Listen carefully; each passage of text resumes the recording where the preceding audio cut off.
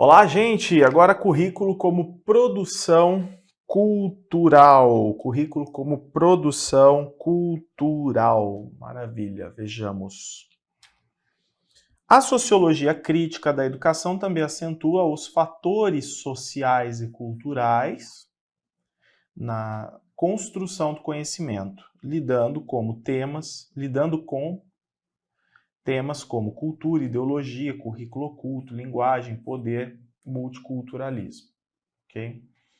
Bom, parece tranquilo, né? Parece tranquilo. Existem autores, gente, da sociologia crítica da educação que se opõem às teorias do consenso. Tá? Qual autor, Vinícius? Por exemplo, Henri Giroux. Então, um autor crítico que se opõe às teorias do consenso. Eu vou dar um exemplo aqui de ideia de consenso. Então, consenso. Será que dentro das teorias do consenso, teorias sobre educação, por exemplo, teorias tradicionais, será que há uma preocupação com as questões políticas da sociedade, com desigualdade social, com temas relacionados a gênero, diversidade cultural? Não, não há essa preocupação. Porque as teorias do consenso entendem assim, eu preciso formar um sujeito que se adapte à sociedade vigente, não que questione a sociedade vigente. Então nós temos aqui a ideia de adaptação, de formação para adaptação, como já comentei, tá? Nós já comentamos, adaptação. Sem preocupações, por exemplo, de natureza ou de caráter político. O sujeito se adapta ao status quo, vocês já devem ter ouvido isso, a situação vigente. E se esse sujeito se adapta à situação vigente, ele tem condições de fazer a sociedade funcionar. Simples assim. Tá? Então, a escola estaria preocupada com esse modelo de formação. Bom, mas pode ser que eu tenha uma visão crítica, olhe para a sociedade e fale, tá, mas eu não quero me adaptar a uma sociedade que não está boa, na qual existem mazelas sociais, desigualdade, enfim. Né? Então vem justamente a sociologia crítica da educação.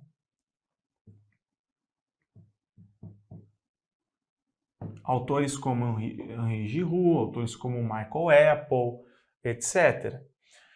Esses autores aqui propõem o conflito. Ou seja, a formação que eu quero é de pessoas críticas, conscientes, que precisam lutar por uma sociedade melhor. Então eu preciso denunciar o que está errado. Eu preciso denunciar a desigualdade de classes, desigualdade de gênero, eu preciso denunciar opressões, violências simbólicas, estereotipações. Né? Então, tudo isso gera a necessidade do conflito. Aqui, nós temos o seguinte, ó.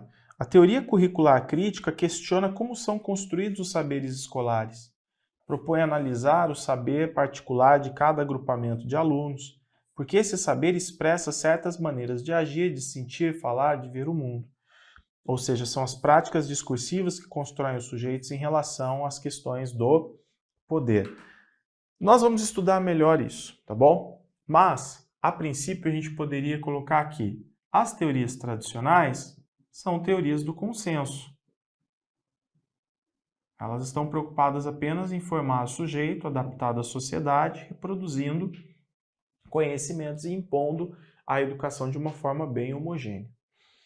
Já aqui, nós teríamos teorias críticas e pós-críticas.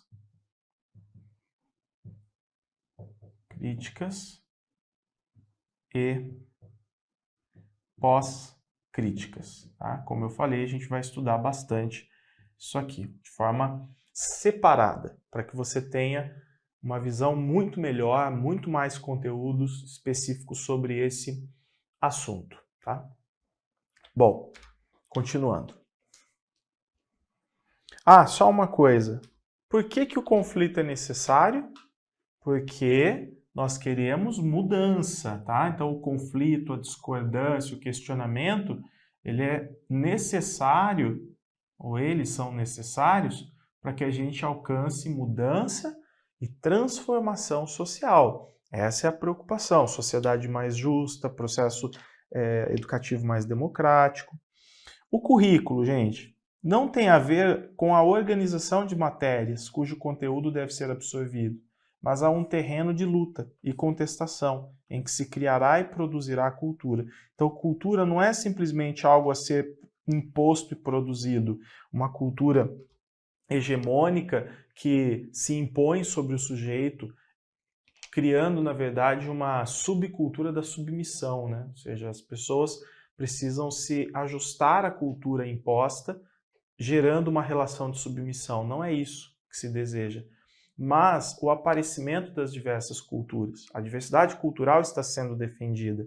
E a educação tem que ajudar os grupos a criarem suas identidades, defenderem suas identidades, seus interesses. As minorias precisam aparecer. Essa é a ideia de democracia. A ideia de democracia, o reconhecimento das múltiplas minorias. Existe essa preocupação. Destaques: diversidade cultural, movimentos sociais, minorias sociais, gênero, raça, etnias. Então, ao estudar as teorias curriculares, nós vamos perceber melhor isso. A gente vai perceber que a cultura é sempre um terreno conflitante. Por quê? Porque ela não é unitária, não é homogênea. Aqui a cultura é algo homogêneo, unitário, é como se existisse uma única cultura para todo mundo. Aqui não, aqui a cultura não é unitária e não é homogênea. Então sempre vai haver, vamos dizer assim, sempre vão acontecer as disputas. Sempre. Nós sempre vamos ter os diversos grupos procurando seus espaços para melhorar a sua situação, né, na sociedade, para ter mais reconhecimento. Enfim, finalizamos. Aqui tem os tipos de currículo, currículos fechados e abertos. Exemplo de currículo fechado: tecnicista, tradicional, essas são as características. Exemplo de currículos abertos: currículo integrado, sociocrítico, tá? Então eu coloquei 3 características de cada um para você identificar rapidinho quais são os fechados e quais são os abertos. E agora nós vamos resolver exercícios. Exercícios. Primeira questão aí, gente. Quanto à definição de currículo escolar, é incorreto. Incorreto. O currículo não é mais entendido simplesmente como relação e distribuição das disciplinas, ele diz que não é mais, e as suas respectivas cargas horárias. Não é também o número de horas-aula e dos dias letivos, tá certo? Então não é essa que eu assinalo, porque ele quer incorreta. Currículo não se constitui apenas por uma seriação de estudos, chamado de base curricular, para um determinado curso ou uma listagem de conhecimentos e conteúdos das diferentes disciplinas para serem ensinados de forma sistemática na sala de aula. Então, não se constitui apenas dessa forma também, tá certo?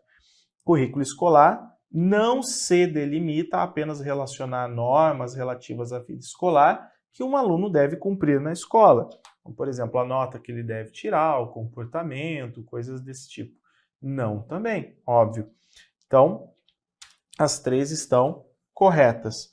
A D. O currículo escolar não envolve as situações circunstanciais da vida social do aluno fora da escola, uma vez que seu campo de abrangência é a escola e o que acontece prioritariamente no seu interior, ou seja, tudo que acontece fora da escola não interessa ao currículo. Lógico que interessa. Interessa porque o aluno me interessa. Logo, o que ele vive, a identidade dele, o espaço onde ele vive e aprende uma série de coisas também a partir de relações espontâneas e caracterizam a sua identidade, isso me interessa e isso interessa ao currículo. Me interessa enquanto professor e interessa ao currículo. Beleza? Então está incorreta a D.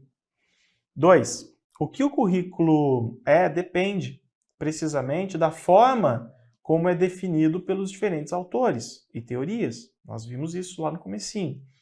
Uma definição de currículo nos revela o que uma determinada teoria pensa que ele seja. Então, das assertivas a seguir, a que não se relaciona com questões abordadas nas teorias de currículo é... Primeiro, então, a que não se relaciona com questões abordadas nas teorias de currículo. A gente quer incorreta, né? A indagação sobre o perfil do egresso do aluno, como este deve se tornar, encontra-se presente. Então, existe nessa, quem é o aluno que eu quero me formar? As teorias do currículo se preocupam com isso? O aluno que vai sair da educação básica, qual a formação que eu quero para ele? Lógico que se preocupam. Teorias tradicionais preocupam-se com a adaptação desse aluno à sociedade, as críticas com a sua emancipação, com a sua formação crítica, para que ele tenha consciência da realidade onde vive e possa lutar pelos seus direitos, não é? Continua. Currículo, que eu acho que é letra maiúscula, né? Currículo não se constitui apenas por uma seriação de estudos, chamado de base curricular para um determinado curso, ou uma listagem de conhecimentos e conteúdos das diferentes disciplinas para serem ensinados de forma sistemática na sala de aula. Então, se essa questão está certa aqui, parece que repetiu aqui, né? Currículo.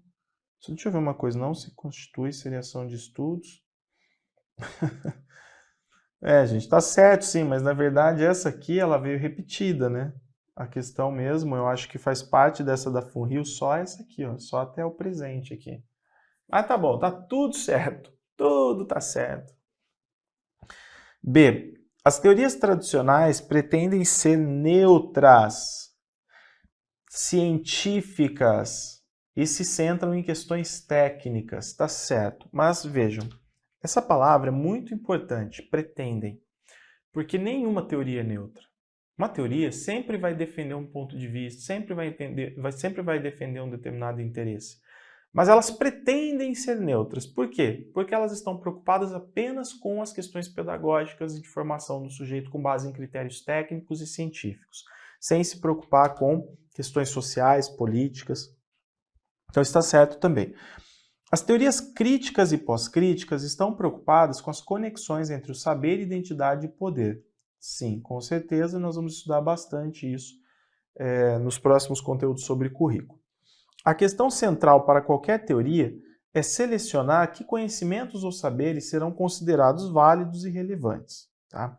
Então, nós temos objetivos a serem alcançados e eu preciso entender quais são os saberes que eu preciso ensinar para alcançar esse objetivo. Quais são os saberes que eu preciso alcançar para formar o sujeito para o mercado de trabalho, para adaptação social, para transformação, para emancipação, etc. As teorias do currículo selecionam conhecimentos válidos que, no entanto, não impactam a formação da identidade e da subjetividade. Lógico que impactam. Uma teoria, por exemplo, tradicional, ela vai selecionar conhecimentos que vão impactar a formação do sujeito. Então, se eu tenho, por exemplo, um aluno que passa a vida toda estudando numa escola que defende um currículo tradicional, reproduz um currículo tradicional, a subjetividade dela, sua identidade, forma de pensar e formação é impactada por isso. Lógico que impacta, não é? Beleza, então a alternativa correta, aliás, a incorreta, né, que deve ser assinalada é a E. 3. Essa questão 3, gente, é uma questão que eu chamo bem assim de pegajosa, chicletosa, não é tão fácil. De repente a pessoa bate o olho e fala, ficou fácil, mas se você parar para pensar demais, né, para entender ela, pode ser que não fique tão fácil. Então vejam, currículo, ele dá uma definição aqui do Sacristã, né? Currículo é a ligação entre, então você pega a cultura e a sociedade exterior, então tudo aquilo que se produz na sociedade exterior em termos culturais, e a escola. Currículo é isso, é a ligação de um com o outro e também a educação. Entre o conhecimento, ainda, currículo é a ligação também entre o conhecimento e a cultura herdados e a aprendizagem dos alunos. Currículo é isso, olha a preocupação, ligar aquilo que está presente na sociedade exterior à escola, à educação, ligar todo o conhecimento e cultura produzido pelo homem à aprendizagem dos alunos, ainda entre a teoria e a prática, currículo é isso também, a ligação entre teoria e prática possível, dadas determinadas condições. De acordo com a reflexão de currículo feita por Sacristã, por Gimeno Sacristã, assinale a alternativa que apresenta a definição correta do que é currículo. Então, qual é a definição correta do que é currículo? Currículo, então, gente, é a concretização do posicionamento da escola, como que a escola se posiciona face à cultura produzida pela sociedade. Isso é currículo. Está correto. Tá? Então, como a escola se posiciona? Existe essa cultura herdada, a escola precisa ensinar. Como ela ensina? Como que ela pega essa cultura e repassa, organiza isso e repassa para o aluno? Essa seria a definição do currículo. A palavra posicionamento, me desculpem, posicionamento é fundamental aqui, tá? Então, o currículo é aquilo que a escola faz para levar tudo que se produz dentro da sociedade, né, em termos culturais, até o seu aluno. Só que não é apenas o processo, por exemplo, currículo é fruto do projeto pedagógico. Não. Ele diz, é a concretização do posicionamento da escola, eu tenho aí uma definição ampla. Vejam, por exemplo, a B. É um desdobramento necessário do projeto pedagógico. Quer dizer, desdobramento necessário do projeto pedagógico é simplesmente existe o projeto pedagógico com todos os valores, concepções, base teórico-filosófica, e eu produzo com base nisso um outro documento que é o currículo. Mas documento não é só esse, o currículo não é só esse documento. Ele é muito mais do que isso. Por isso que eu acho essa questão bem pegadinha, tá?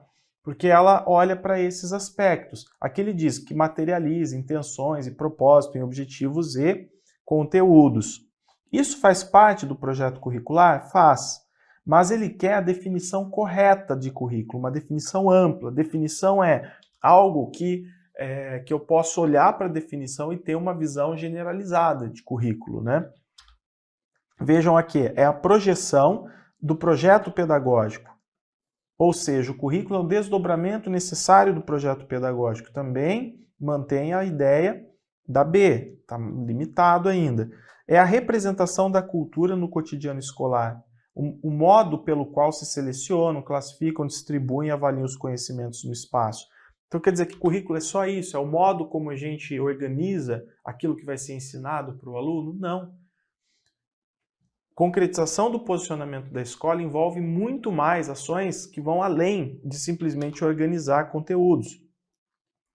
É uma visão normativa e intencional que aparecerá em uma abordagem externa, explicativa, como ideológica, como suspeita de estar comprometida com alguma relação de poder. Tá? Então aqui, no caso da visão normativa, ele surge como uma regra, né, de conduta, enfim, mas também não é a ideia. A ideia é a concretização do posicionamento da escola face à cultura produzida pela sociedade.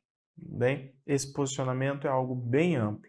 Envolve organização, envolve sistematização, envolve concepções de aluno, concepção de conhecimento, no caso de educação, concepção de aprendizagem, dentre outros. Sobre a relação currículo e conhecimento, é correto afirmar: o currículo é um campo em que se tenta impor tanto a definição particular de cultura de um dado grupo, quanto o conteúdo dessa cultura. Então vejam lá. Vejam lá. Ele é um campo em que se tenta impor tanto a definição particular de cultura, a definição que ele carrega, no caso de um dado grupo, quanto o conteúdo dessa cultura. Parece que está certo, não é?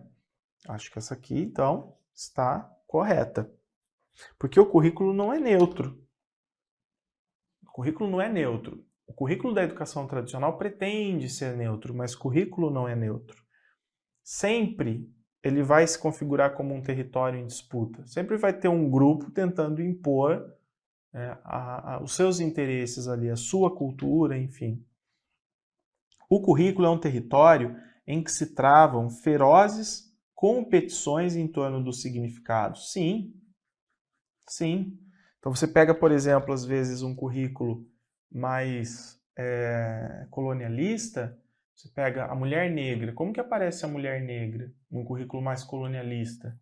É sempre aquela mulher com um monte de roupa na cabeça, aquela imagem da escrava, do período colonial.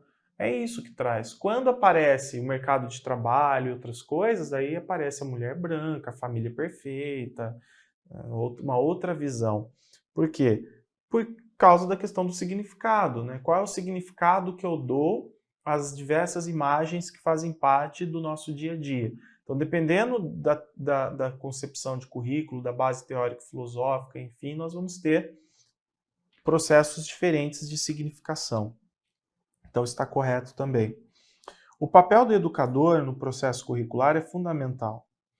Ele é um dos grandes artífices da construção dos currículos, que se materializam nas escolas e na sala de aula. Com certeza, porque o professor está ali, né, existe o seguinte, existe o saber, o conhecimento, o conteúdo e o aluno. Então, nós vamos promover essa relação aqui, né, entre o saber e o aluno. Quem que está aqui nesse meio? O professor. Ele aqui é o artífice, né? Então, o ponto 3 está correto. Todo currículo é neutro.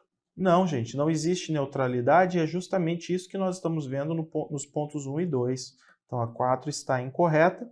Logo, são corretas, ele quer aqui corretas, né? Apenas 1, 2 e 3. É a letra E. 5, pessoal. De acordo com Fernando Hernandes e Montserrat Ventura, na obra Organização do Currículo por Projetos de Trabalho, que é um livro que eu tenho gravado aí também, e aí nós poderíamos falar do currículo globalizado, do currículo integrado, ok? Nós estamos falando de projetos de trabalho, currículo globalizado e integrado. O ponto de partida para a definição de um projeto de trabalho é, então, para trabalhar com projetos, para que exista interdisciplinaridade, integração, papel ativo do aluno e tudo mais, a gente precisa definir o quê? Um tema. É o tema. O tema é relevante. O tema indica o problema que requer uma solução. O tema é significativo. O tema está vinculado à prática social. O tema vai fazer com que os alunos tenham que pesquisar, tenham que descobrir mais coisas para resolver um determinado problema relacionado a ele. Então, o tema. 6. Questão da FGV. Então tá aqui, temos aula de ciências, inglês, português, matemática, geografia, história. Nada sobre respeito, política, ética e cidadania. Então uma crítica está sendo feita aí. Assinale a opção que melhor se relaciona com o questionamento apresentado pelo personagem. O currículo escolar deve valorizar os conteúdos, não interferindo na estrutura da escola. É isso que a questão está dizendo. Qual que é a melhor opção que se relaciona a esse questionamento? Com certeza não é a A, não é? Não é a A. O currículo deve ser um recipiente neutro de conteúdos? Jamais. A composição do currículo escolar reflete disputas corporativas, políticas, culturais e outras, na definição do que deve ser ensinado na escola. Então, às vezes, por causa dessas influências, dessas disputas, o interesse é, vamos ensinar ciências, inglês, geografia, mas não vamos ensinar nada disso. Então, se eu estou diante, por exemplo, de uma educação alienadora, que quer a submissão do sujeito, eu não vou falar sobre política, ética e cidadania, porque se eu falar sobre política, ética e cidadania, eu ensino as pessoas a lutarem pelos direitos delas. Eu ensino as pessoas a articularem movimentos sociais em prol de mais garantias para o exercício da cidadania, dentre outras coisas. Então, esses assuntos tão relevantes, eles deixam de ser ensinados e a gente fica lá com ciências, inglês, português, que são muito importantes, mas sempre ensinados de uma forma tradicional, sem uma vinculação desses conteúdos com a prática social e sem a postura crítica. Logo, a resposta é a C. Bom, o currículo escolar real deve ser a única resposta possível para a questão o que deve ser ensinado, né? Então, o que deve ser ensinado não é algo que tenha que estar apenas prescrito. A ideia é assim, se eu tenho geografia, história, papapá, é só isso que eu tenho que ensinar. Não, porque nós podemos trabalhar com diversos temas. Existem, por exemplo, os temas transversais.